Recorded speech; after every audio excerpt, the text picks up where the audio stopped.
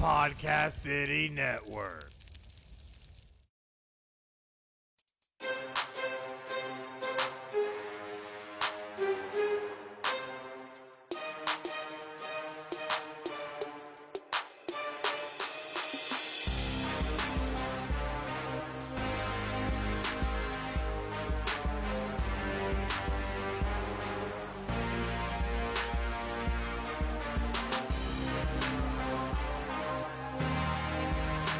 This is Final Score, your number one podcast for sports news.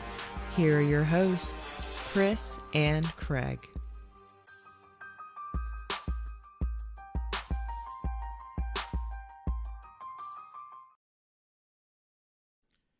Hey guys, and welcome to another exciting episode of Final Score, episode 80. And yes, this is a awesome and amazing and blessed day, because obviously, you know, the first thing I'm going to say, Notre Dame beat Clemson. Yes. Oh, man, I can hear the echoes raining down. But we still got to have a show, so I'm going to try and keep it reeled in today. So you see, though, we have no Craig, but that's okay. Craig is off on his adventures doing Craig-like things, and we definitely wish him well. We'll have him back next week. But in his place, we have the one, the only, the man himself, George DeMoya. How you doing, bud? I am doing great today, boys. I am stoked to talk about college football. We got the NFL, big day at the NFL going on. Restart in the NHL and NBA talk about. Lots of trades.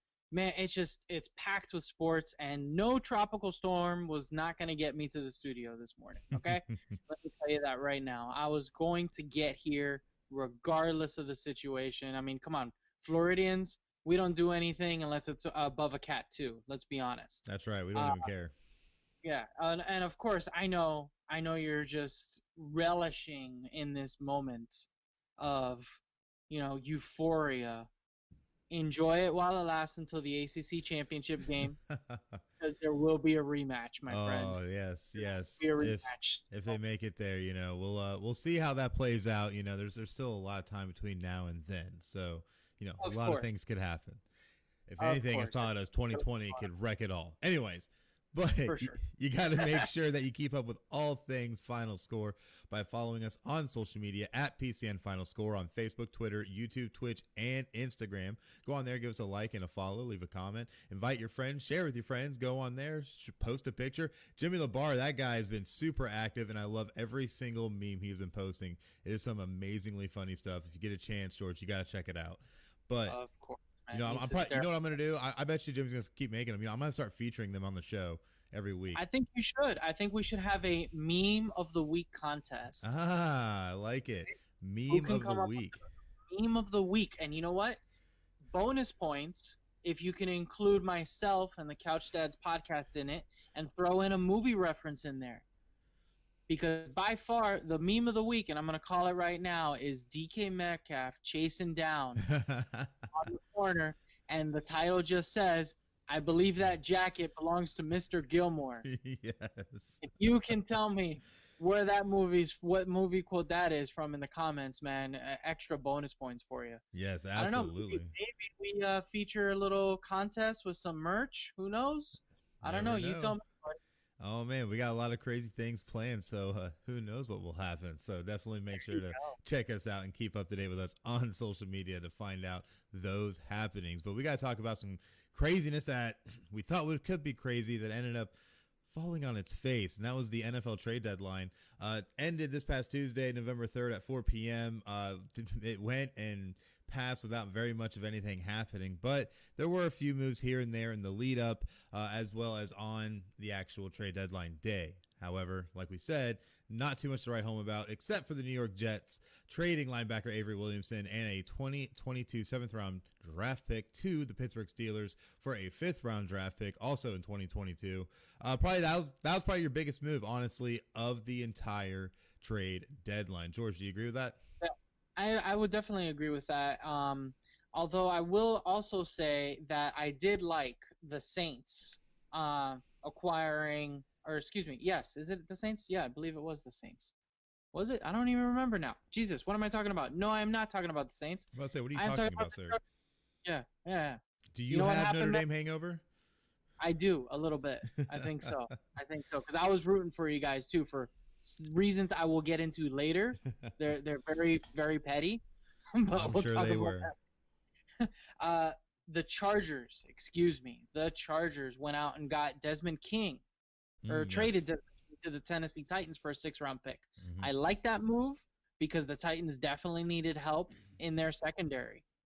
Yeah. And I appreciated that. Not to mention also the biggest one that missed the mark, which was Will Fuller, was rumored to be traded by the Houston Texans to the Green Bay Packers, and that completely fell through. Hmm. If anything, that's the biggest not trade to happen Oh because the yeah. Houston Texans wanted way, way too much. Because right now they're also sitting at a 1st-round potential top 5 pick going to the Miami Dolphins Mm. because of their awful trades beforehand. Man, so many teams And making out of all those. I tell you what. geez, I mean, I don't know what the Houston Texans were thinking. I know what they're thinking right now is, man, we have to find a way to recoup some of these assets and do almost a rebuild. Yeah, they're just But thinking but just straight how up. is it that you're going to do a rebuild without a receiver like Will Fuller? Oh, He's one of exactly. those guys that you build around. I'm sorry to say it. If you want to make a trade and make a splash and recoup some assets, why is JJ Watt not being traded? Just saying. That is the guy that should be on the block. I understand he means so much to the Houston Texans franchise. So did Jason Taylor. So did Zach Thomas. So did a lot of big defensive players back in the day Hmm. that had to get traded to really recoup because they were at the end of their careers. Exactly. And Hell, that's the thing you got to take send him into to account. Pittsburgh. Hmm. Send him to Pittsburgh. Let him win a Super Bowl with his brother. Why not? Just real quick. Um. So, but yeah, the trade deadline was kind of like a wah wah, as you say. Oh yeah, for sure. The trade deadline definitely left a lot more to be desired. And all of Green Bay right now is just screaming. Just because they were not able to get Aaron Rodgers, a top flight receiver, to be able to really bail out this team, because Aaron Rodgers has been able to seemingly make something out of nothing with the receiving core he has there, and has repeatedly, because it's always aged, it's always ragged, it's always a lot of the time injured, and you can't make any kind of gains when you have nothing for receivers. They have, obviously what they have, but it's just not enough. You need more for a guy like Aaron Rodgers. You want him to go down in the history books. You want another Super Bowl, Green Bay. Go get a wide receiver. But I know that Houston's asking price was high, but hey, It was only high because they gave up so much beforehand. Oh yeah, exactly. They put themselves in that position. Yeah, way to go, Bill O'Brien. Oh yeah. Congratulations. But another missed mark I wanted to talk about was the New England Patriots saying they wanted to shop cornerback Stephon Gilmore, and then couldn't find anybody to trade for him. Like, oh, okay, well, whatever. And now what kind of standing do you think Stephon Gilmore has with New England? Shopping them right before the last year of his deal. Obviously, you want to try to get something for him. Again, another guy getting there towards that end. You want to try and move him and get some capital for him, but now I think there's just going to be a fractured relationship. I don't know if they're going to be able to get a contract done. Oh, I doubt they'll definitely get they'll get a contract done with him next year. He will definitely walk. He will go into free agency and he'll go to a contender. When it comes down to that, the Patriots were trying to make a move, trying to rebuild, but they are definitely going to be one of those teams that is going to be shopping some guys to get a quarterback next year. Mm-hmm. Cam Newton is not the answer. Definitely not. And Bill Belichick is looking to build or rebuild that QB head coach relationship with somebody. And there's quite a few quarterbacks that are definitely going to be coming out of next year's draft that are going to be interesting. Mm-hmm. So, I mean, we all know Trevor Lawrence is going to go number one, but we also know he's not going to want to go to the Jets. I'm calling it here, I'll put money down. He will ask for a trade like Eli. He will claim he's going to go play baseball like Elway. He's going to say, I don't like the cold weather. He's going to say anything he can. I don't think he goes that route. I think more realistically, I think he just stays for his senior year, because now look at it. He's probably going to feel like he has some type of unfinished business, because when you look at it now, Clemson with the game they had last night, which I'm trying to contain for later, Trevor Lawrence wasn't a part of that. So with that, Was that fuel him that, oh man, now this season that could have been another perfect season, maybe a great way to cap my college career. I've let go. I don't want to go to the Jets. I don't see them passing on me either. Why not stay in college and maybe take care of some unfinished business? Just saying. Possibility, lots of possibilities there, and we'll definitely delve into that later because I got a flip side to that.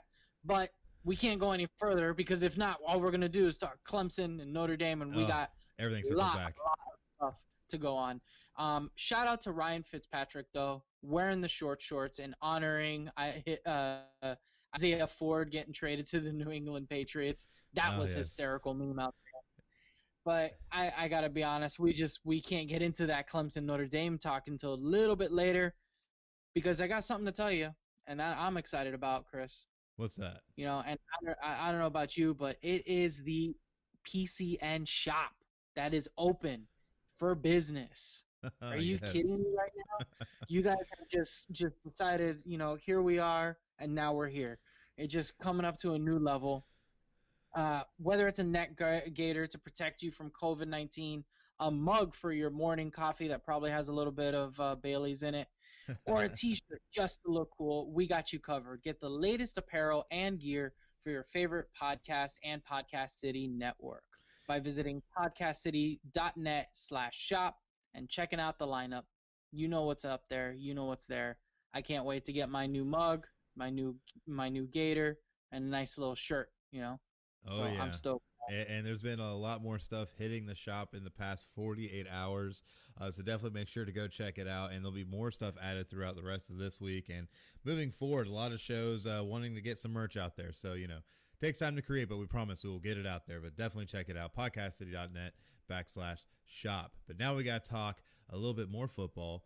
A little bit of week 9 action that's been going down. And we got to talk about first and foremost this crazy Thursday night football game that should have been played. Who really knows? At the end of the day, though, it was played with San Francisco being literally depleted of most of their starters all over the place, whether it was Garoppolo or Kittle or whoever it may have been.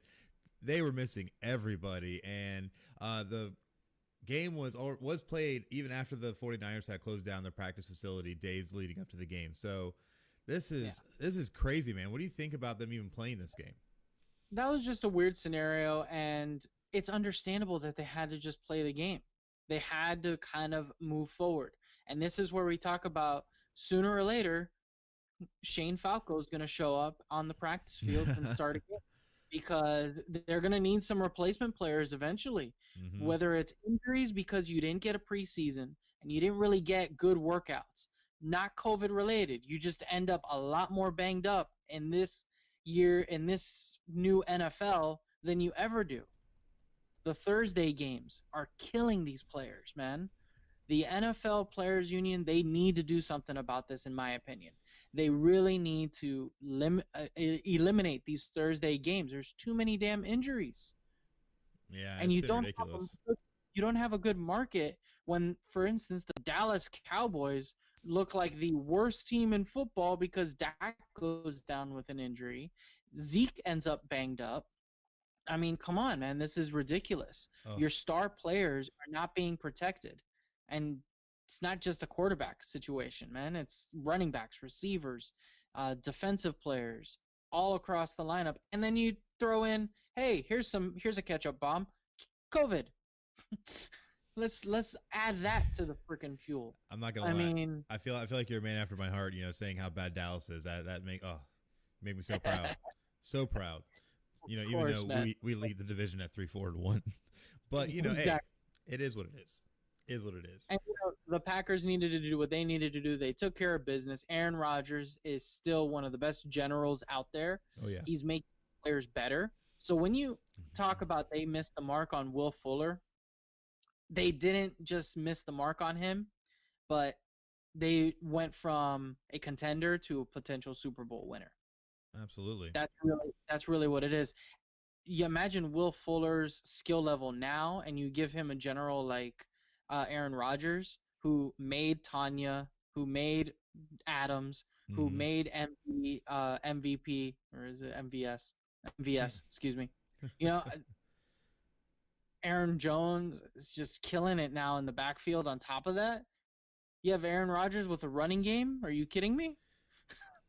And of course, And Aaron Rodgers is going out there being like, I'm a man. I'm 40. and just getting it done. I mean, when you're able to throw it to Devontae Adams 10 times for 173 yards and a touchdown, that's pretty gross. And Aaron Rodgers threw for 4 touchdowns overall, had over 300 yards. Excuse me, a QB rating 147.2. Dude was killing it with literally nothing in the cupboard outside of Devontae Adams. But again, remember, let's keep it reeled in. This was against the depleted and COVID-stricken San Francisco 49ers, who also lost to my 3-4-1 Philadelphia Eagles. So, just saying. Yeah, exactly. So that's what we're talking about. And unfortunately, no Kittle, no Garoppolo, not due to COVID, but just the nature of the beast of the NFL. At the end of the year, whoever has the best record and the least amount of injuries has the best chance. That's right. Usually how it works out. Not for long situations, man. Oh, for sure. But we have a whole slate of games we got to talk about. They're going to be going down today, and there's definitely going to be some interesting ones. And we're going to take it from the top. We're going to go ahead and throw the first game at you. 3-4 Denver Broncos at the 2-6 Atlanta Falcons. What do you think? This is definitely one of those games that I will not be tuning into because we got two okay teams. I may take a peek here and there just to make sure that Calvin Ridley goes off and doesn't disappoint. But I do like the Atlanta Falcons in this game at home. I expect them to really come out and play a lot better and not give up a lead in the fourth quarter. Ridley's healthy. Julio Jones is back healthy. You got two very dynamic wide receivers there, and they are going to implement the play action, get the linebackers D of Denver, which is a solid D core, to bite just enough. And when you got Jones and Ridley running up and down the field, that secondary of Denver is weak, and they're going to get exposed. So I got the Falcons in that one. Definitely going to be a good game. Falcons are favored by 4, so we'll definitely see how that one plays out. In our next game, though, we have the 6-1 Seattle Seahawks taking on the 6-2 Buffalo Bills in New York. Seattle favored by 3 in this 1:00 game on Fox. This game is going to be interesting for a lot of reasons. Buffalo trying to bring in a vaunted defense that's going to try and hold back the Seattle Seahawks, who have a passing game that's been absolutely deadly, especially with Tyler Lockett and DK Metcalf just being absolute animals. I am so happy I have DK Metcalf on my fantasy team. It's why I've made the comeback, and I am now close to being playoff bound. So, excuse me. But it's going to be amazing, and I think this game is going to be really good. It's going to be really close, but that's going to be the battle. Buffalo defense versus that Seattle offense. Seattle, though, I think is going to end up being the one that's going to be better for wear and is going to be able to take down Buffalo, and I think they will be able to cover, but just cover. Just cover. It's definitely one of those that you do not bet on. Yeah, definitely not. Don't bother. It could go either way. But enjoy that game because those are two bright future quarterbacks that are going to be around in this league, and Josh Allen and Russell Wilson. They're going to put on a show. Next up, we got the Chicago Bears at Tennessee Titans. The 5-3 Bears going up against the 5-2 Titans. Another solid game of two winning teams. I don't know about you. This Tennessee Titans run attack is just disgusting. It's going to be a freaking Mack train. It's going to be Henry and Khalil Mack going head to head, and who the heck is going to be stronger? Oh yeah. I definitely have the Tennessee Titans in this game. Ryan Tannehill has shown that he can play much better in big games. He's also has Corey Davis back as a receiver, which is he's 6'6". Just, hey, throw it up there. He'll get it. An excellent, piece to that offense for Ryan Tannehill there. So I definitely like the Tennessee Titans in this one. The Bears are 5-3 by a miracle of their damn schedule. Nick Foles, he can win a Super Bowl, but I don't think he can be a starting quarterback for the rest of his life. Sorry to say. No, I honestly he's have got to one agree. or two games. That's Yeah, it's been bad. I know you're like, thank you for that, Nick Foles. We appreciate it, but I'm not gonna have you as my star, buddy. You know what? No, the Philadelphia Eagles have always been good at knowing when to move on from players. So maybe another good call there, Philly. So we'll see how it plays out. I have to agree. Tennessee's run game though is absolutely deadly, and I think Chicago's kind of a fake at 5-3. So I think Tennessee's gonna be able to get the job done too. In our next game, though, we have the Baltimore Ravens at 5-2, traveling into Indianapolis to take on the also 5-2 Colts. This game has been a very interesting one for a lot of people. I've been seeing a lot of chatter going back and forth. Baltimore is favored by 3, though. And a lot of people saying Indianapolis' defense might be able to actually hold back Lamar Jackson and be able to, not let them do what they do. I'm sorry. Who are you again?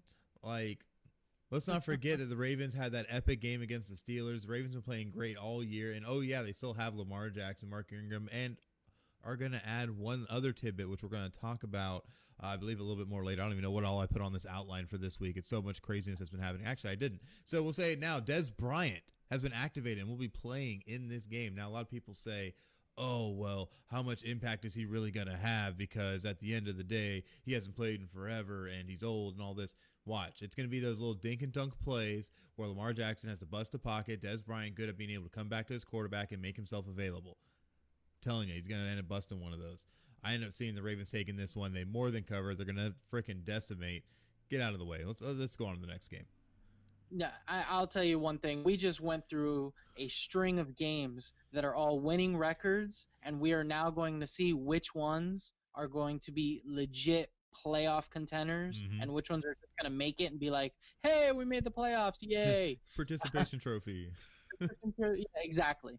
Now you got the Bills, the Seahawks, the Colts, and the Ravens, all excellent teams winning records. Jimmy says it. I agree with Jimmy. Phillip Rivers, once a Charger, always a Charger. He will be on the ground a lot. And it's because I don't think the Colts head coaching staff is going to take the time to run the ball. They're going to get frustrated early and quick, and they're going to think, oh, I got to abandon the running game and put it in Phillip Rivers' hands. You don't. You have 3 different dynamic running backs. Taylor is healthy. Hines and Wilkins, they all provide something different. And if you take your time, maybe that's your chance. But it's not going to be pretty. It's not going to be pretty against that Ravens up front. They're going to go to him quick. They're going to go to Rivers quick. And he's going to get knocked on his ass. Repeatedly, hopefully. But we'll see how that one works out. Oh, it's too good. Next up, let's go. We got the Carolina Panthers at 3-5 going to the Kansas City Chiefs at 7-1 at 1 p.m. over on the Arrowhead Stadium in KC. We're talking about Pat Mahomes once again. Yes, he's 7-1. He will be 8-1 when this is all said and done. The big story from this game that I think is what is going to be the health of Christian McCaffrey. He is coming back. Can the Carolina Panthers utilize him well enough without re-injuring himself? Because that's the key. And how is he going to look? He could be an X factor that could sneak in and maybe steal this game. Except we're talking about the Kansas City Chiefs. And right now, there's no big injuries for them that is, hindering them in any way, shape, or form. And Patty Mahomes is on the verge of breaking Dan Marino's record for the most touchdown passes, fastest. How's that phrased again? The fastest to get to a certain amount of touchdown passes or whatever the hell it is.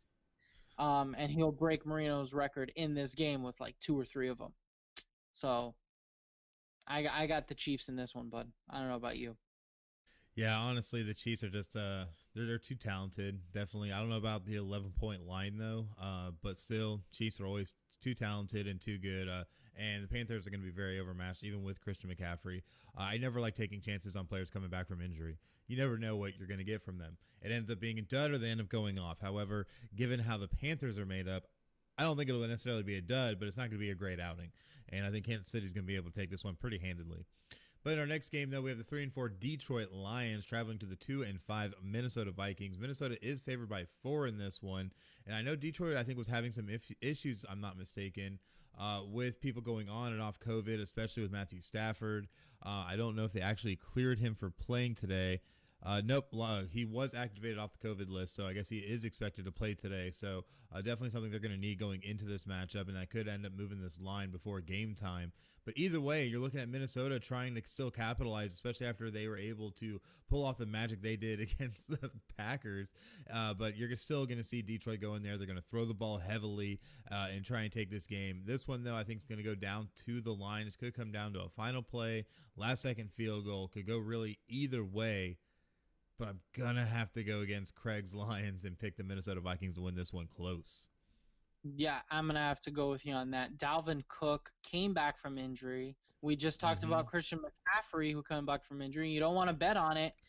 And, I mean, do we bet on it again with Christian McCaffrey if you're fantasy football? I say, heck yeah, you do. Absolutely. Because why the hell not? Ride the bell cow. Dalvin Cook went off. I was in the doghouse last week because I had to play against my lovely wife, who guess who she had on her, IR spot and decided to play last week. Oh, I don't know, Dalvin Cook. And he went off and got a 50 burger along with Russell Wilson's 40. 2 players. That's all she needed. 2 players to beat me. Oh, man. I'm so sorry. I mean, are you okay? Do you need a moment? Do you need to sit on the final score couch and we could talk about it? I might need to sit on the couch back here. Yeah, I might sit on the final score couch, the couch dad's couch over here, the lonely love seat, and just think about my life decisions. But I think we'll be okay. Well, you know what'll end up happening? You'll sit there and just think.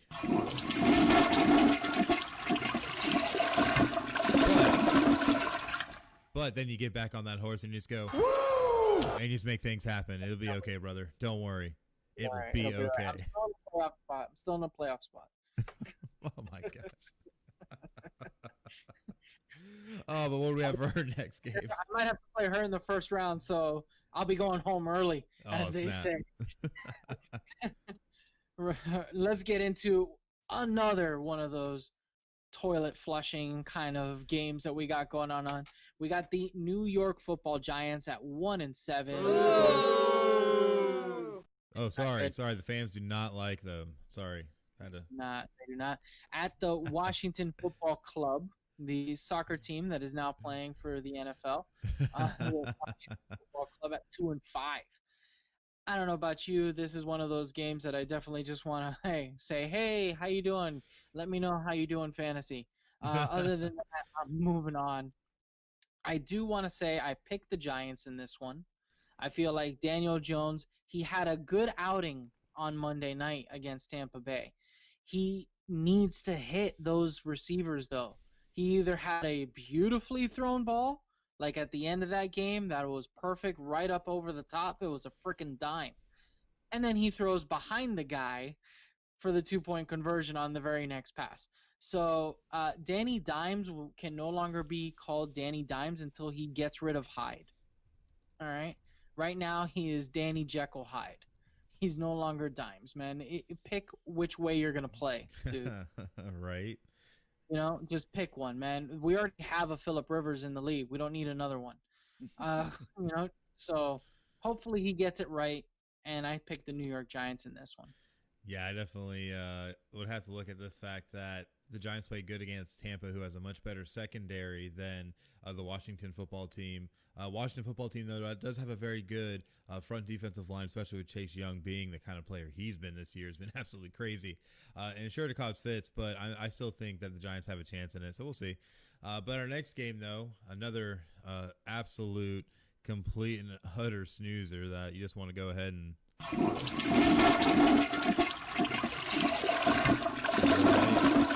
down the toilet. It needs to go. The 1-6 Houston Texans. A long flush, man. It was, man. At the 1-6 Jacksonville Jaguars. Houston favored by 6.5.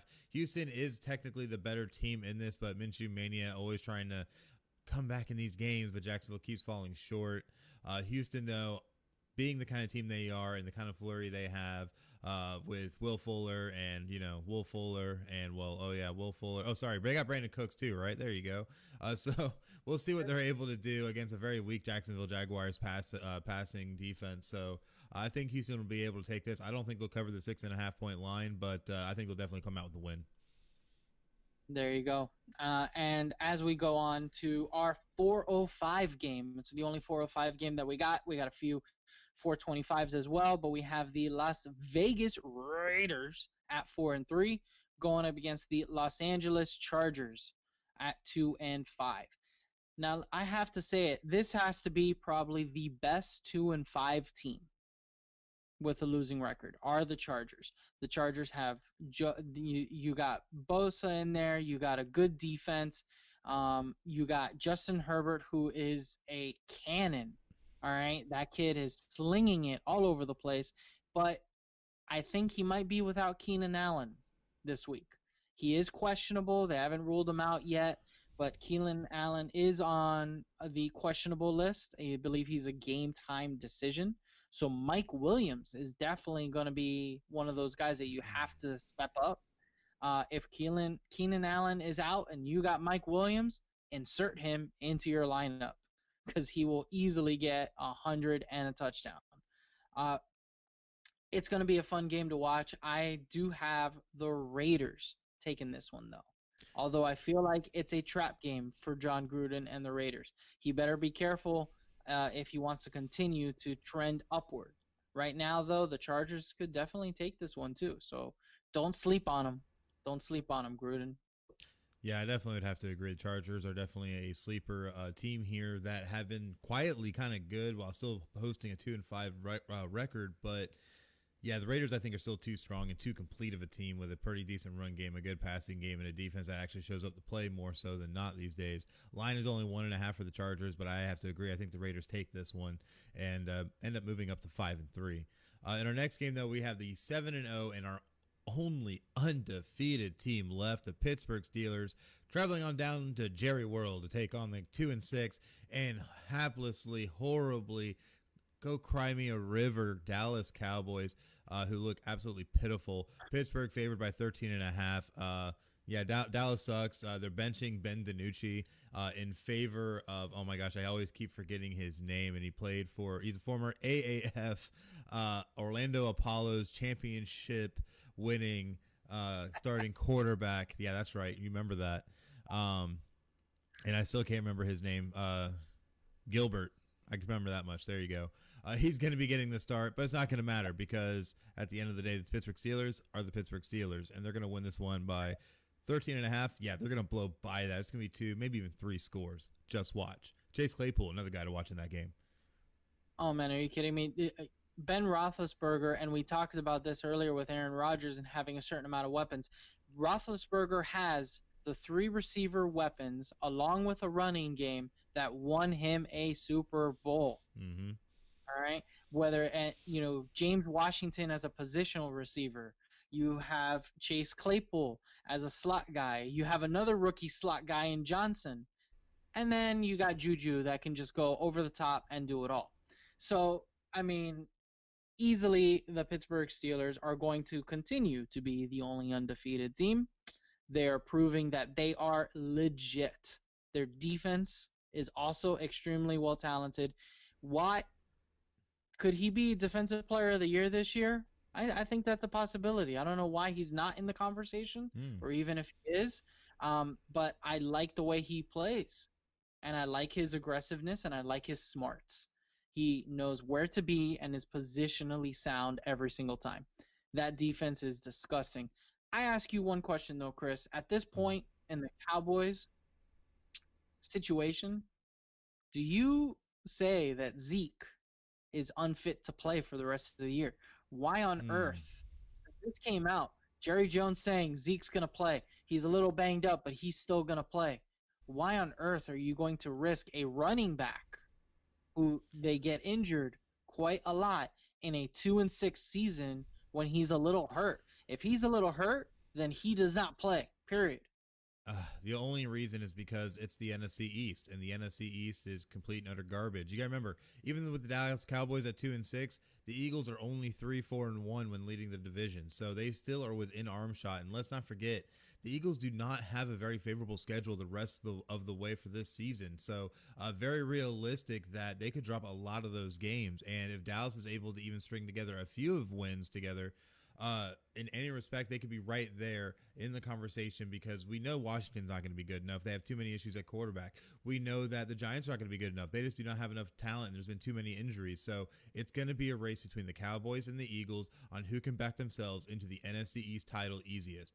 And honestly, with how these teams have been playing, it could really go either way. I think that is the only reason. The only way that you see them shut down Zeke is if they get, over the course of the next couple of weeks, remember, Eagles are on a bye this week, that if you get through the next few weeks, the Eagles drop all of those games and Dallas is able to get at least a couple of wins and either tie up or take the lead. That is the only way you don't see Zeke get shut down. However, if Dallas starts dropping games, you end up seeing them at 2-7, 2-8. At that point, it may be insurmountable, especially if the Eagles string together a couple wins. I think the one of their next game, I think, is against Washington. So I don't think it's going to end up working out in Dallas's favor either way. But we'll see how it plays out. The NFC East has been an absolute crapshoot this year. It has been, but I mean, I'm thinking from a general manager's perspective. Even if you win the division, is it worth it? what are you going to do against Russell Wilson? What are you going to do against Kyler Murray? What the heck are you going to do against anybody else in the NFC? I mean, nothing. They're just hoping to get their own division title and call it a day. Say, I'm better than these three teams, and leave it at that. We get to put up a banner. Yay! Yay! On, it's their Patricia Payson trophy. Don't hate on them. Yeah. I'm going to, because your Eagles are going to win that one, so enjoy it, man. Oh, yeah, I'll take it. But what we got for our next game? Well, what we got for the next game is what I obviously am absolutely stoked about, and it is the teal colors that we got going on here. The Miami Dolphins at 4-3, going to Arizona to the desert to face on the Cardinals at 5-2. This is a much bigger game than you think, because of what the Dolphins have been able to do the last few weeks. It hasn't been about their quarterback play. It hasn't been about their running. Their defense is legit, all right? They swarm and they cause turnovers. You don't have a star on their defensive front. You don't have a big star in their secondary, although Xavier Howard continues to just pick balls off no matter where he goes. And Howard's definitely one of those game breakers that could, if he can take a pick six to the house, it's a different story. We are, though, talking about the Arizona Cardinals, and they are dangerous. Kyler Murray is also legit. He has taken his game this year to another level. In that sophomore year, he is just completely skyrocketed with his play. He is one hell of a dual threat. It's going to be a very, very fun game to watch, in my opinion. I want to pick the Dolphins because, you know what, I am a Dolphins fan, but my fantasy football heart with Kyler Murray as my starting quarterback says go with Arizona. But you know what, it doesn't matter. I don't care. Dolphins over everything. So I picked the Dolphins in this one to come away with the upset and beat the Cardinals. Oh, snap. I definitely could see that game turning into an under shootout. The over-under is at 48, and I think they honestly could blow right by that. So I don't know. We'll see. Tua definitely coming into his own. I think he definitely could be a force to be reckoned with in the future. So what better way than come out against the Cardinals? Yeah, we'll see what Tua does, man. To be honest, if Tua can just manage the game, that's their best shot. Let the Dolphins with Grant and special teams, let the Dolphins defense, make somebody else make a mistake. Like one of the greatest coaches of all time from the Mighty Ducks 3 said, make them make the first move, Conway. So the Dolphins got to do the exact same thing. Make the Arizona Cardinals make the first move and capitalize on that mistake. Oh, well, we'll definitely see how it plays out. But for our Sunday night football game starting at 8:20 on NBC, we have what's been utterly dubbed the game of the week just because we have the passing yards and passing touchdowns leaders all time between Drew Brees and Tom Brady. That's right, the 5-2 Saints traveling on down to Raymond James to take on the 6-2 Bucks. This is going to be for the NFC South lead. This game has all the makings of a classic. Tampa is favored by 5.5 and have been playing great football as of late. And let's not forget, they also get to debut their new pony in Antonio Brown. So it's going to be very interesting to see how the Saints are going to match up. Saints coming off a lot of drama, though, from Michael Thomas and all stuff going on with them. Saints trying to downplay all of those issues. I don't know if they'll come back to a head, but the Saints still find ways to win, obviously, being 5-2. So this game, I think, is going to come right down to the wire, probably to whoever has the ball last and can properly count to the number 4. And we'll definitely see how it plays out. This one really is a gimme. This game could go literally either way, but I'm going to lean with Tampa Bay and Tom Brady to take this game and move to 7-2. I'm going to have to agree with you there. This is one of the games of the weeks. I chalk this up because there's a couple different big games that are going on. This is definitely one of the top 3, along with the Seattle and Bills. So I have to say I agree. I like Tampa Bay winning this game, and it's not because of Tom Brady. It's not because of Tom Brady. It's because of the Tampa Bay swarming defense that they have. Right now, Drew Brees struggles a little bit, and he's shown that he struggles a little bit, and he's thrown a few picks here and there, and he's, missed his receivers as well. You can see that the age is getting with him in his arm. He's got to change up his game a little bit, I think. He's got to think more accurate, shorter throws, get the ball out quick like Tom Brady does. But I really think that if the Tampa Bay Bucks can take away 1 or 2 turnovers, that'll change the whole game and swing it in Tampa Bay's way. Tampa Bay's defense is what's going to matter in this game. Oh, yeah, definitely. Moving on to Monday Night Football. We got Monday Night Football. We're going to be talking about the New England Patriots at 2-5 going up against the New York Jets at 0-8.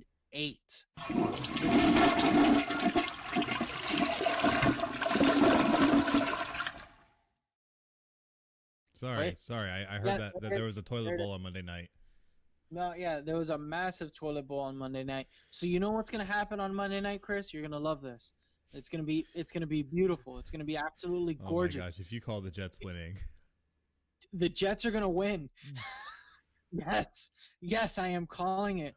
On Monday night, the New York Jets are going to win this game. Jamison Crowder is gonna have himself a day. Joe Flacco's just gonna throw it to him. He's gonna run around. He's gonna spin around. They're gonna win. It's gonna be beautiful. It's gonna be like 13-12. Guess what? You don't even have to watch it. Because there'll be Monday Night Raw on instead, and you can watch Drew rip people's heads off. That is more entertaining than this game. Oh my gosh! And if that's not necessarily real, I don't even know what to say at all. That's absolutely crazy. Because you know why? You're right, and we are going to see the Patriots and the Jets have a crazy game. I just don't see the Jets pulling it off though. They have literally perfected how to be a crap team. They're 0-8. They are winless, and I don't see it being against the Patriots. Hey, I mean. We'll see. I don't know. Anything can happen, I guess. Here's exactly what's going to happen. Cam Newton's going to go for a diving winning touchdown while running, and out of nowhere, an RKO out of nowhere is going to come in, and he's just going to be fumbling the ball at the goal line. Game over. Jets win. Oh, my goodness. Absolutely crazy. But you know what isn't that crazy? Is all the amazing outlets that you can find find Final Score on. Look at me, I'm already fumbled myself like I am freaking playing for the Jets. But so much great places. You can find our content platforms. You can find us on Spotify, iHeartRadio, Apple Podcasts, TuneIn, Stitcher, Podbean, Google Podcasts, and YouTube. Definitely go on to all those outlets and give us a follow. And I tell you what, so much great content. We're 80 episodes deep, plus some other special stuff that we've done. Definitely go and check it all out. And of course, you can also find us at podcastcity.net/FinalScore in our nice little hub on there. So definitely a lot of great stuff. Oh, definitely, man. It's awesome stuff to see there. Get more stuff from Final Score. All you got to do is take a look. There's so much content. It's great. Absolutely. I got to call out Jimmy LeBar right now. They're calling him the New York Crap Team Perfection Jets. Definitely a great name for him, gotta say. Oh, it's too good. It's definitely too good. But we got to talk a little bit of college football. There's been some absolute insanity, even outside of what happened with Notre Dame and Clemson, which we're going to hold on to just a little bit longer before I go full fangirl on that whole game.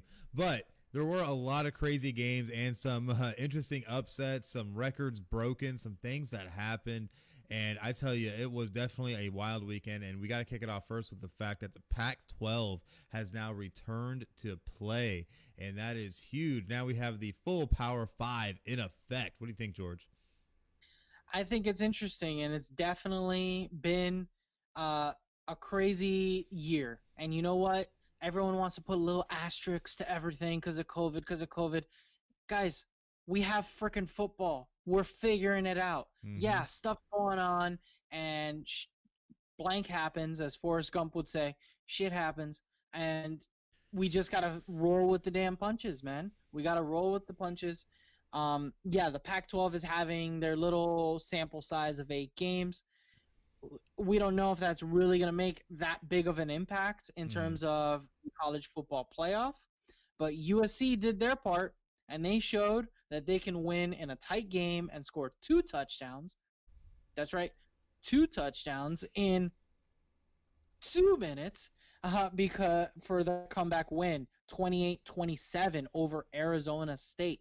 And USC is a top 25 ranked team. We'll see what happens the rest of the year.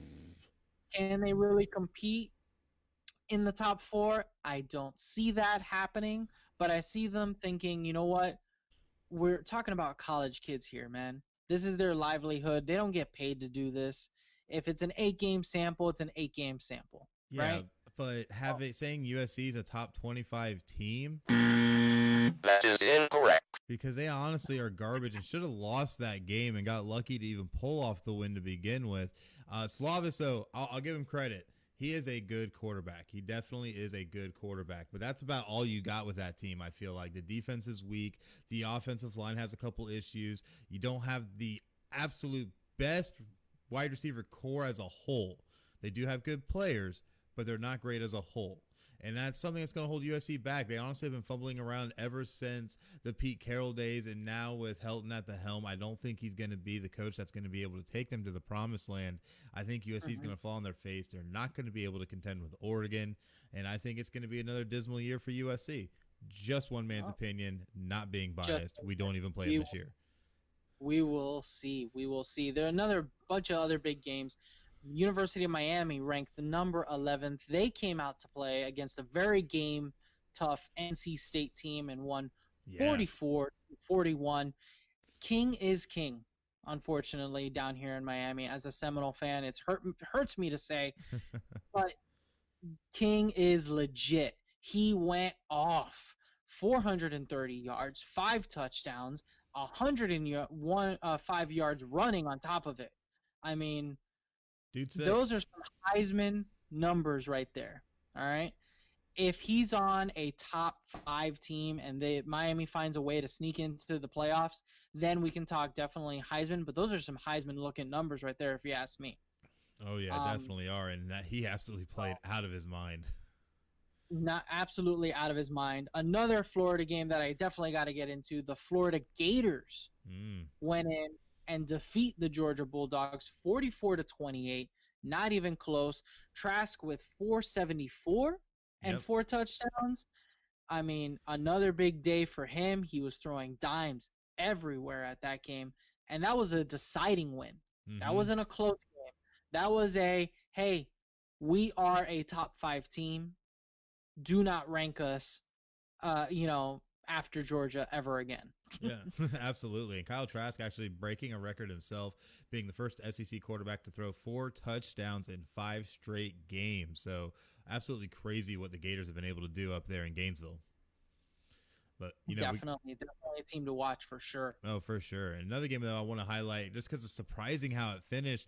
You have number 9 BYU, who absolutely decimated number 21 Boise State, 51-17, and did it with a huge flurry, especially in the third quarter, scoring 22 points alone in the third. Zach Wilson, the quarterback, 21 of 27, 359 yards and 2 touchdowns, being absolutely surgical. And of course, the running back Tyler Alligator, 14 carries, 123 yards, 2 touchdowns himself. It was absolutely insane to see them just tear apart Boise State. Oh, definitely. And BYU is a team to watch. They're ranked 9th right now. If they can run the table, there will be talk about them being in the college playoff. Now, I know it seems weird, but what's going to end up happening is that you're going to have an ACC championship game of 2 top 4 teams. You're going to have an SEC championship game of 2 top 4 teams. And when 2 of those lose, what are you going to do? Leave an undefeated team at like BYU completely out of it? You're going to leave an undefeated team like Marshall, if they run the table, completely out of the conversation? And what just about Cincinnati, who also had a huge win? Oh, Cincinnati, another team. It's going to be one of those years where I think not necessarily a big school team sneaks into the playoff this year, and they say, you know what? Let's give them a shot. Let's give them that Boise State shot where they took down Oklahoma back in the day. Let's give them a shot and see if they are a legit contender when it comes to the college playoff. Well, when you look at it too, they currently have. I think this was before the games played this weekend. BYU was still ranked 9th in a playoff predictor presented by Allstate through ESPN Analytics. So, you never know what could happen. Anything could happen, especially when you have a team like number 7 Texas A&M, who's been looking like absolute destroyers, taking out South Carolina 48-3. They're a team that could honestly help upend the entire thing if they were to knock off Alabama, which is something else to keep in mind, which could make an SEC East win look even weaker. So there could be so much that could happen with this. And don't forget the Pac-12 still out there with Oregon, who won 35-14 against Stanford last night. But outside of Ohio State and the Big Ten, at least we don't have to worry about anything else there, because Michigan, and I feel bad that we're going to talk about this without him here to defend his team, but Craig's Michigan Wolverines go down for the first time in 24 straight wins over Indiana. Indiana pulls it out and doesn't even make it look close as they win 38-21. Michigan now 1-2. Man, is Harbaugh done in Michigan? Harbaugh is done. Okay, and they need to just accept that. I'm sorry to say it, but he does not have the locker room anymore. He does not. He don't get me wrong, he is a phenomenal coach. Absolutely. Phenomenal coach. Give him credit where credit is due. But what he needs to do is he needs to go to the NFL. Oof. I just don't see him having success anymore, though. I say go to the NFL. I mean, go take over the Cleveland Browns. They're not that great anyways. Go take over somebody else.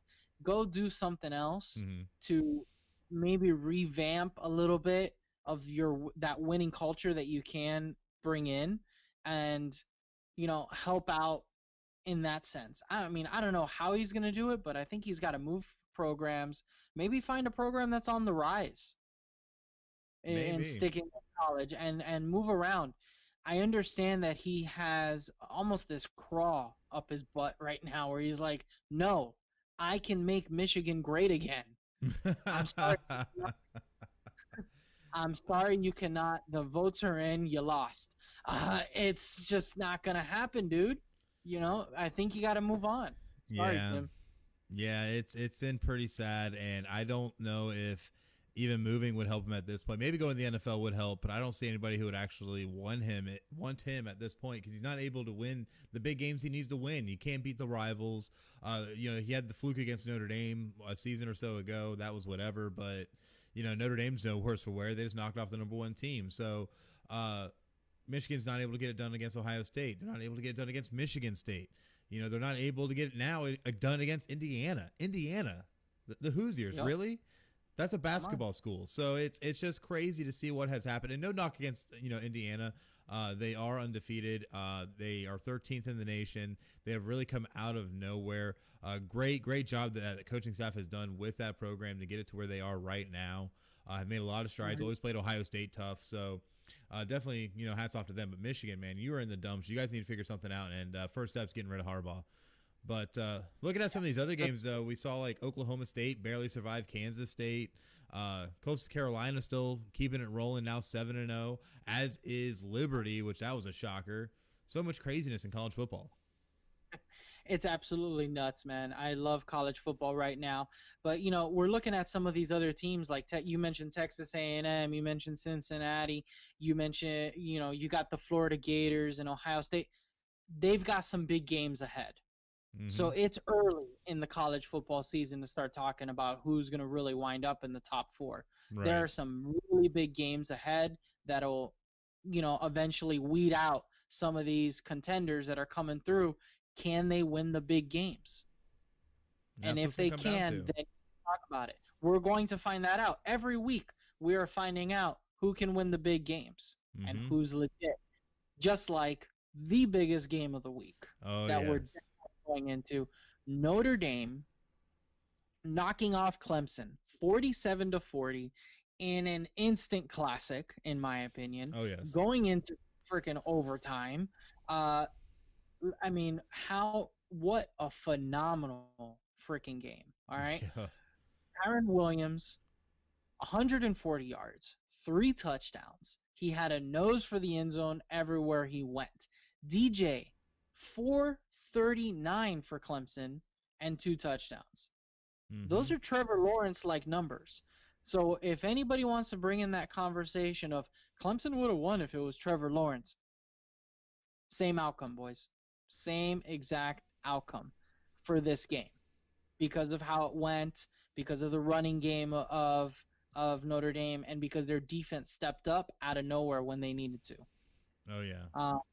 This will definitely be a rematch of the ACC championship game. Notre Dame proved that they are a top team, but you can't dismiss Clemson from this game. They are still a top 4 team as well. I know you're relishing.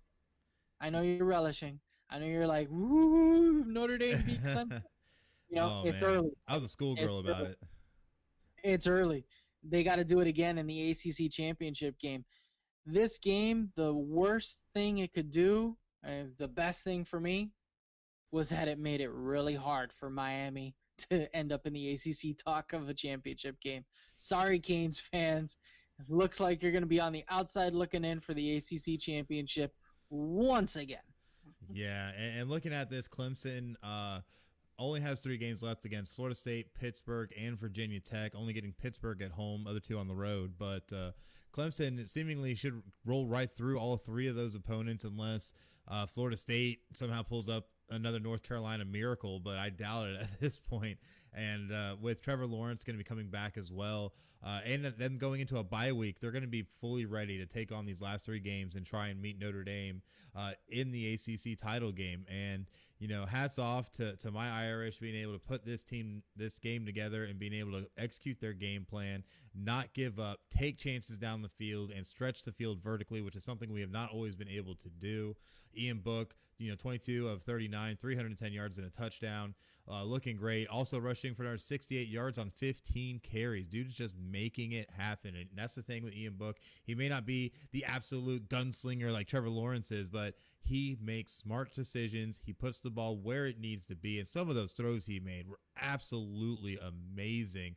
Obviously, he had his own gaffe because, hey, he's human. Fumbling it near the goal line and it going into the end zone for a touchback for Clemson was absolutely devastating at that moment. But Notre Dame found a way to battle back against a great team. People keep saying, oh, well, if Trevor Lawrence would have started, this game outcome's different. Like you said, I don't think it's any different because how much more is he going to do on top of the 439 DJ put up? And let's not forget, DJ also had a rushing touchdown. So yeah, he had 3 total touchdowns. DJ played phenomenal. And this is why I think Trevor Lawrence is going to the draft.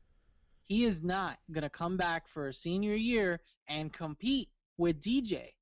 Like, I understand that they are buddies and they have a good relationship. And he supports him, and he said all the right things when he got hit with COVID, that it's DJ's team now. He's going to lead them. I'll be there behind him. He's a great leader and a great guy. In a few years, I think I hear a plane, but in a few years, you hear it too? Yeah, I'm right by the airport. You know what that plane is going to be? That's the future of the NFL, when you're going to have three Clemson quarterbacks in the NFL, and they're going to be throwing plane bombs. It's going to be DJ, it's going to be Trevor, and it's going to be Watson if he can get traded out of Houston. I love your segue there. That was really nice. That was good, right? Yeah. So, I mean, I really don't think Trevor Lawrence is going to come back. It's going to be DJ's team next year. Trevor Lawrence is going to come back this year. He's going to beat the Irish in the ACC championship game, and he's going to go on to possibly win a national title and round out his year. It'll be perfect story for him. He gets a little revenge game going, COVID ain't got me down. I'm going to come back and still win. So it's a shame. It's a shame that this can't be the national title game. Oh, I know. That would have been instant classic in every way.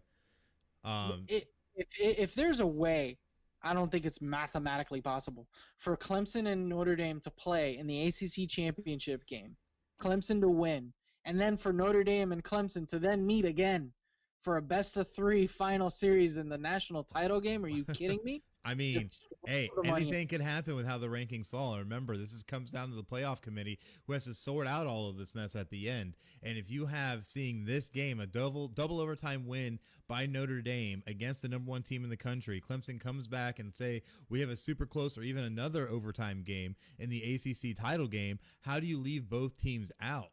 You know what I mean? Especially because they're going to run the rest of the way. You look at the rest of Notre Dame's schedule, they still got to play Boston College, North Carolina, Syracuse, and the makeup game against Wake Forest that was postponed due to COVID earlier in the season. Notre Dame's going to run through all those teams. Boston College maybe, sometimes likes to play as tough after big games, but I just don't see it. Boston College beat Syracuse by a field goal yesterday. I don't see Boston College being a challenge. So it's going to be a rematch, and I feel it's going to be just like that one year we saw where LSU and Alabama played each other 3 times in 1 year. Absolutely insane to see how that works out. So, twice in 1 year. But yeah, twice in 1 year. It's definitely a possibility. Who knows? But you know what? We'll go ahead and end it with this little. That's for you, buddy. Congratulations on Notre Dame and the win. It's not an actual year, but. It's all good. We're all just trying to keep it together because last night was a doozy. The fans stormed the field. It was honestly one of the most beautiful sights I had seen in such a long time, especially in college football. We haven't beaten a number 1 team in 27 years when we had the win against FSU in '93. So it's been crazy. And the fans rushing the field and all that, I am going to ignore, because you know what? Sometimes we just need a little bit of positivity in our lives, guys. Yes, we know it wasn't exactly social distancing, but you know what? Mm-hmm. Kelly called it. He said the fans are going to storm the field. He did.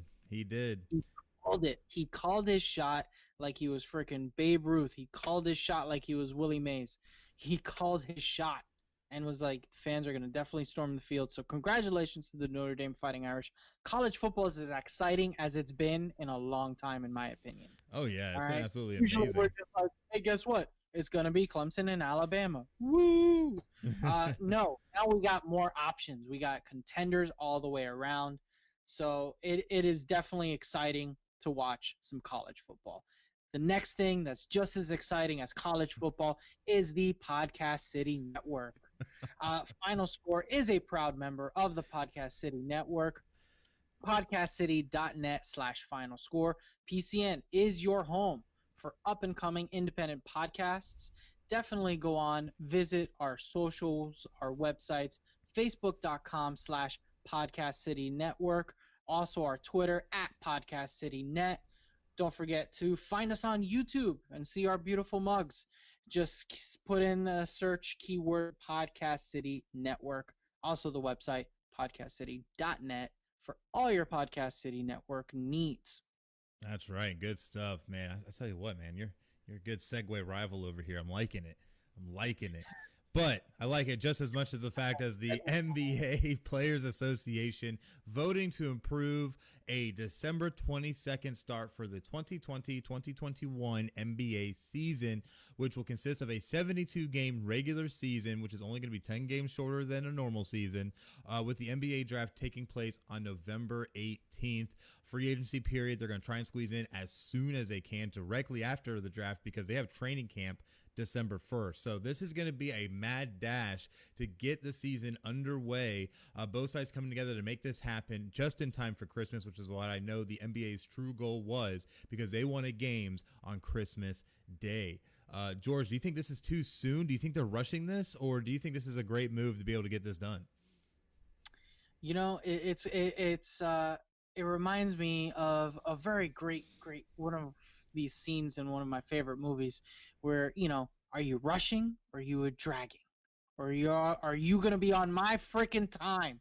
That's what I want. I want this NBA season to be on my freaking time, which is going to start Christmas season. Shout out to J.K. Simmons for that quote from Whiplash.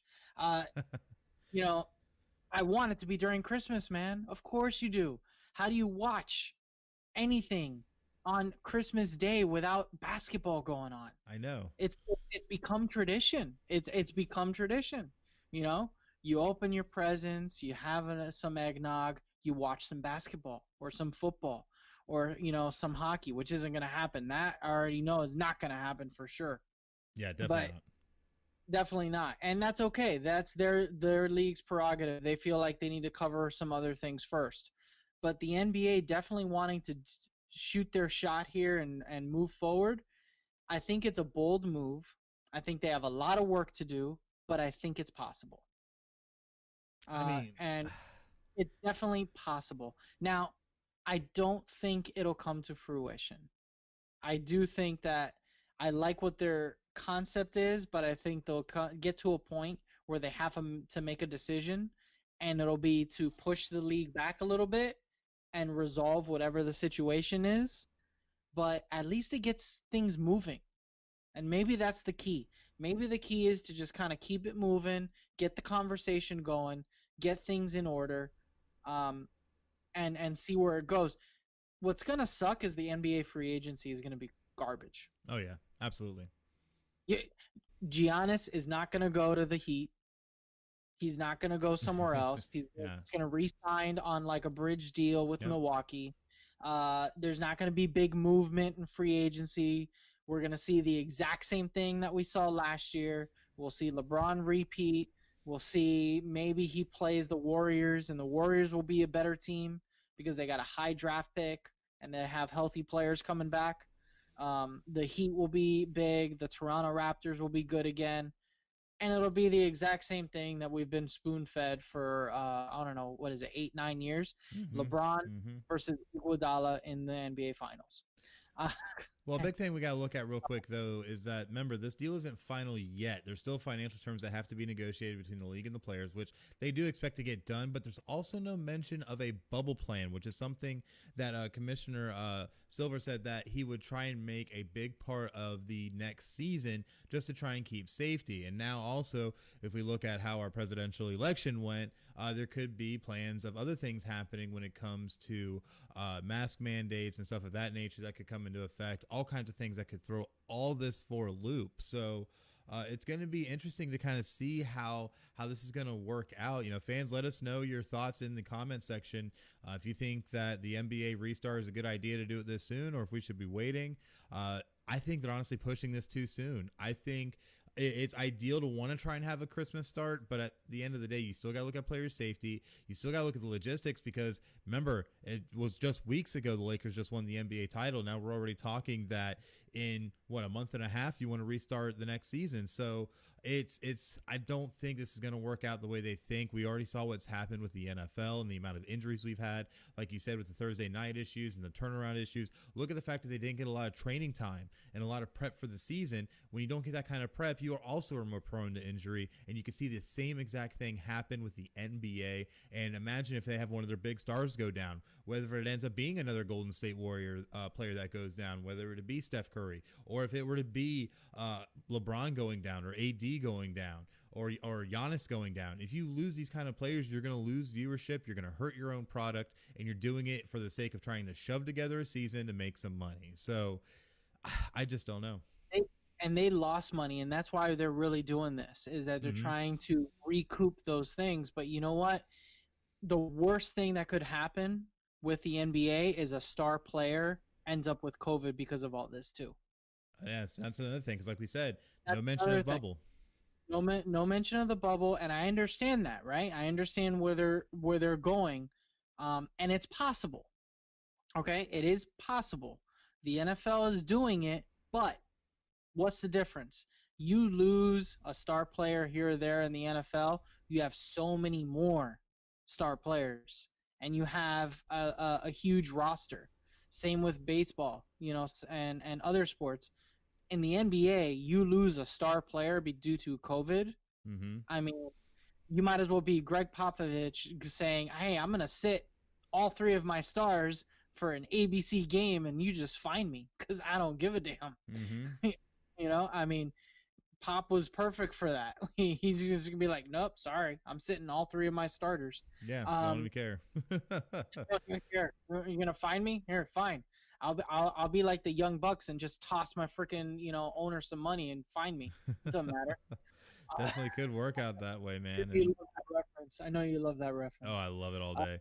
But it's going to be crazy to see, though, how this works out. It's going to be a very rocky situation, I think, all the way through. Obviously, like we said, there's still details that have to be finalized before this goes fully into effect. Obviously, the goal is to have it done within the next 10 days, given that they have the virtual draft on the 18th. So expect that by next episode 81, we will have more information on this if this deal gets completely finalized and all the details that come along with it, because you know us, we always like to get to the nitty gritty. But you know who else likes to get nitty gritty? That's right, Podcast City Network, because they do everything that they can for all the great shows on the network. And if you're someone who's interested in starting a podcast or joining the network to help increase what your podcast can do, you definitely can, because they offer an array of membership services, including logo design and branding, social media advertising, live podcast hosting, and much, much more. You also gain access to our network of shows to help with cross-promotion, guests, and overall reach, while also becoming a part of our ever-expanding PCN community based on people helping people. And the best part is, no membership fee. So what are you waiting for? Go to podcastcity.net/join now and join the fastest growing independent podcast network around, Podcast City Network.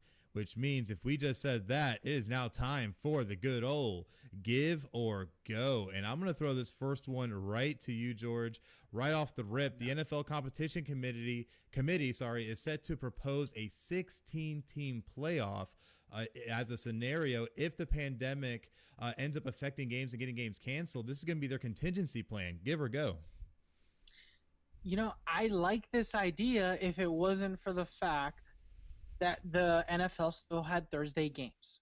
I've been thinking to myself, what is something that the NFL needs to do? They need to expand their playoffs, right? They need to expand their playoffs.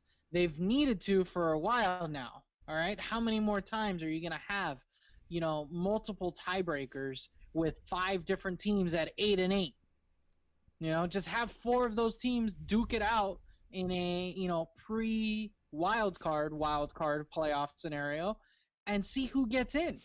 Mm-hmm. The MLB did a great job with it in that play-in game, right? Mm-hmm. NFL is not a series. It's a one-off. So have a play-in game or a play-in round. Not necessarily this 16-team playoff scenario that they have going on, because they're trying to capitalize on the success of the NBA and the NHL having that many playoffs, where the playoff is a whole new season and anything can happen. I don't think that's going to be necessary considering how the divisions are split up in the NFL. The NFL has so many different divisions versus just a couple, larger divisions. So I do like the idea, especially with COVID and the year that we've had. Every sports, team or sports league has done a tweak to kind of try to help with the ratings, to kind of try to help with the product, and the NFL is looking to do that. Mm-hmm. They're looking for that little, tweak of the 2020 year. And I don't know if they necessarily need to do that this year based on how everything is going. But man, wouldn't it be great for the future to have a little bit of an expanded playoff and, I don't know, no damn Thursday games, less injury. Yeah, I think Thursday two games are kind of a waste. 2 less weeks in preseason. Like, come on, guys. I mean, we're already set to go to a 17-game schedule. We're set to already this year. We're going to have the seventh seed be added for playoffs. So it's we already saw that like starting to come, but now it's like, oh crap, with COVID, we got to try and figure something out. And I get what they're trying to do with this. I get that they're trying to make sure that we have some staunch competition, that we actually give everybody a fair shot, especially if you have a team that played 2 less games than another team. You might not know exactly how that could have turned out. So a lot of things to keep in mind, but at the end of the day, I think we don't need to jump the gun yet. Let's get through the season, see how far we get, and then worry about it then. At one point, if you already have teams that are in the playoffs that are definitely contenders, you're not going to just, throw the Philadelphia Eagles to, be chomped up, are you? You're just going to, like, throw them in the mix. I'm not that I'm throwing anybody under the bus or anything like that. No, not at all. Just casually just offer up like a sacrificial lamb to Russell Wilson. Hey, here are the Eagles. Enjoy. Right. Oh, my goodness. Like, so ridiculous. That's not exactly fun. But let's move on. Next give or go. I'm going to go with you on this one, Chris. The NFL fines the Las Vegas Raiders, fining head coach John Gruden, and took away a 6th-round pick for repeated COVID-19 violations. Ooh. Give or go? Man, I'm going to give on this a little bit just because, when it comes to COVID, obviously you want to try and keep people as safe as you can. The Vegas Raiders have been violators more so than anybody else. However, I don't think you should ever allow it to get to the point where we are punishing teams with the possible outcome of their future. Because, hey, look at notable 6th-round draft picks we've seen come into the league. What's that one guy's name? Oh, yeah, Tom Brady being the most prevalent. So at the end of the day, I don't think you should be affecting the future competition of the league, of these franchises, by taking away draft picks. Fine them all day. You're making them pay tens of thousands, hundreds of thousands of dollars. Make them pay it. It's going to hurt them down the line, but I'd rather it be financial rather than draft picks, just because, now that's just one less pick, one less dream that you just threw away, NFL. We live in COVID times. We don't hurt dreams here, okay? Exactly. And you know what? This is just like the NFL's way of trying to say that we care about COVID and all that kind of stuff. You're going to find the head coaches for, trying to communicate, trying to figure out as this is all of a sudden going to become a tick, because pulling the damn masks down is, they're going to do it when they don't even have a mask on. And the referees are doing it too, to talk to each other. But it's okay for the big old O-line and D-line to just smash mouth each other, within not social distancing guidelines in the trenches all day. But we're going to worry about finding the head coaches on the sidelines. They're limiting the people in the stands. Mm-hmm. They're limiting the staff, right? The staff that is there, they're easily working double shifts and doing everything that they need to do. If you're worried about COVID on the sidelines, limit the people, man. Yeah. Limit the people if you need to. Set up sections for the special teams. The kicker doesn't need to be around there until it's his time to kick. Put him in the corner. Well, one thing that was done, and we were going to touch on this, but obviously we try to keep this show in sensibility of time, but the NFL actually did expand the area, the actual team area on the sidelines, so people can try and social distance a little bit better, but have also become very stringent on mask initiatives and any type of preventative measures needed for COVID. So those also going into effect. So the NFL trying to do what they can. Obviously, this is not going to be perfect. Things are going to happen, and we can't always, make the best decision, even though that Thursday night game should have been canceled. But, here we are. Exactly. As they say, here we are. Yeah, for sure. But I'm going to go ahead and throw this next one to you, George. The NFL Players Association is investigating security cameras in the New York Jets locker room that were discovered recently. Give or go? I'm gonna give just a little bit, then I'm gonna go to you on this one because I'm like, what the hell are we talking about here? Like, when did this happen? You know, like the Jets are 0-8. Like, just leave them alone. Yeah, this Um, is getting bad. it's kind of getting bad. Like, I mean, this isn't a scenario back in the day when Brett Favre was a quarterback of the Jets and there was some sort of locker room talk going on or something like that. That all of a sudden, hey, guess what? There's security cameras in here. Um, this should be an internal thing. It should be handled by the Jets. It should be handled by, the Jets ownership and whatever the hell is going on. I don't know why the NFL Players Union is investigating the security cameras and what on earth they're trying to investigate and trying to figure out. I think it should be internal. Other than that, that's all I got for you. I'm gonna go see what you got. Yeah, with these cameras apparently were installed when the Jets moved into this facility back in 2008 and wasn't an issue until now. This is just a simple investigation. They're not doing anything crazy because the Jets are still claiming they haven't violated the CBA or any New Jersey laws with these cameras and where their placement is. So with that, they may not have much of a standing that the Players Association can really work with to be able to make a case, but at the same token, privacy is a very big issue in this country, especially if it comes to, say, I don't know, a locker room where you're getting changed for games and practices. So we'll definitely see how this works out. I have a feeling this will probably wrap up pretty quick, but come on, stop picking on the Jets. They got enough problems going on at 0-8. Yeah, I feel like you're just, beating a horse when it's down, man. Like just kicking him. Exactly. He's already down. It's dead. He's already dead. He can't be dead any farther. So it's you just gotta be able to just keep moving forward, Jets. There'll be maybe a day ahead where you are good. I mean, at least you look good. Exactly. I like the uniforms, but leave her alone. Just the liver alone. Just leave him alone. It hurts too much. Oh my goodness. But you know what doesn't hurt too much? The amazingness of PodChaser. What can you tell us about that, George? Oh, look at you trying to jump into my segue. I was gonna get there. I was just chasing after you, and the next thing you know, I'm talking about PodChaser, your daily source for podcast discovery. Apple Podcasts is no longer the only credible place to rate and review podcasts. Follow creators, browse every podcast ever, and rate and review episodes. Go to podchaser.com, search keyword FinalScore, una palabra, one word. Follow, rate, and review us. Let us know how we're doing. Let Chris know. Hey, this George character, he's good. Bring him back. Bring him back again. Shameless self-promotion. Yeah, why not?